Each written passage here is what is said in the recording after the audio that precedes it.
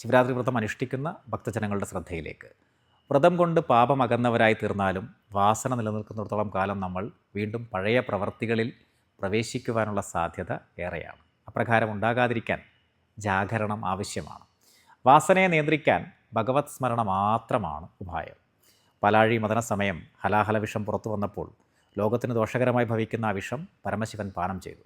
വിഷം അകത്തു പോകാതിരിക്കാൻ പാർവതീദേവി ശിവൻ്റെ കഴുത്തും പുറത്തേക്ക് പോകാതിരിക്കാൻ വിഷ്ണു ഭഗവാൻ വായയും അടച്ചു പിടിച്ചു. മറ്റു ദേവന്മാർ പരമശിവന് വേണ്ടി പ്രാർത്ഥിച്ചു. അങ്ങനെ വിഷം പരമശിവൻ്റെ കണ്ടത്തിൽ അടിഞ്ഞുകൂടി നീലനിറമായി.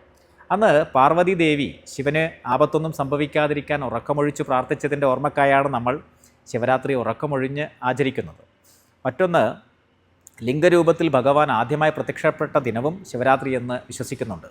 സ്കന്ദപുരാണം, വായുപുരാണം എന്നിവകളിലെ പരാമർശങ്ങൾ അനുസരിച്ച് മാഘമാസത്തിൻ്റെ ഒടുവിലും ഫാൽഗുനമാസം ആരംഭിക്കുന്നതിന് മുൻപുമുള്ള കൃഷ്ണപക്ഷത്തിൽ അർദ്ധരാത്രിയിൽ ചതുർദശി തിഥി വരുന്ന ദിനമാണ് ശിവരാത്രി എന്ന് മനസ്സിലാക്കാം. ശിവപ്രിയ എന്നും ശിവചതുർദശി എന്നും മഹാശിവരാത്രി അറിയപ്പെടുന്നു. ശിവപുരാണം കോടിരുദ്ര സംഹിതയിലെ 37 മുതൽ 40 വരെയുള്ള അധ്യായങ്ങളിൽ ശിവരാത്രി വ്രതത്തിൻ്റെ ആചരണത്തെക്കുറിച്ചും മഹിമയെക്കുറിച്ചും വിവരിച്ചിട്ടുണ്ട്.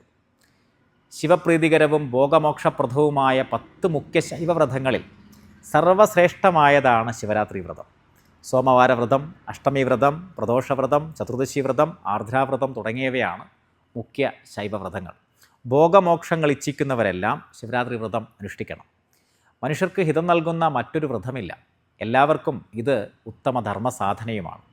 ദേഹം ധരിച്ച എല്ലാ ജീവജാലങ്ങൾക്കും ഹിതം നൽകുന്നതാണ് ശിവരാത്രി വ്രതം. ശിവരാത്രി വ്രതവിധി ഈശാന സംഹിതയിൽ ഇപ്രകാരം നൽകിയിട്ടുണ്ട്. സമസ്ത മഹാപാതകങ്ങളും അകറ്റുന്നതിനായി ദീനത കൂടാതെ ഉറക്കമൊഴിച്ചും ഉപവാസമനുഷ്ഠിച്ചും ശിവരാത്രി വ്രതം നോൽക്കണം. ശിവരാത്രി ദിനം സൂര്യോദയം മുതൽ പിറ്റേന്ന് സൂര്യോദയം വരെയാണ് വ്രതാനുഷ്ഠാനം. നേർമ്മ വരാതെ ഭക്തിയോടെ ഓരോ യാമം തോറും 7 നാഴികയാണ് ഒരു യാമം. പൂർണ്ണമായ പൂജാവിധികളോടെ ശിവനെ പൂജിക്കണം. ഇപ്രകാരം 12 വർഷമോ 24 വർഷമോ ശിവരാത്രി വ്രതമനുഷ്ഠിച്ച് സർവ്വതും മഹാദേവന് സമർപ്പിക്കുമ്പോഴാണ് ശിവരാത്രി വ്രതത്തിൻ്റെ ഉദ്യാപന കർമ്മം അഥവാ സമാപന ക്രിയ അനുഷ്ഠിക്കേണ്ടത്. പിഴകളൊന്നും കൂടാതെ ഭക്തിവിശ്വാസത്തോടെ ഈ വ്രതം നോറ്റാൽ ഭക്തർ ശിവപദം പ്രാപിക്കും.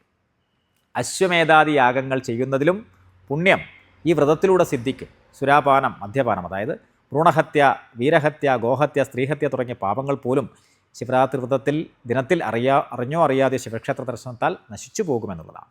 ഒരു നേരം ഭക്ഷണം കഴിച്ചോ അല്ലെങ്കിൽ പൂർണ്ണമായ ഉപവാസം അനുഷ്ഠിച്ചുകൊണ്ടോ വേണം ശിവരാത്രി വ്രതം നോൽക്കുവാൻ.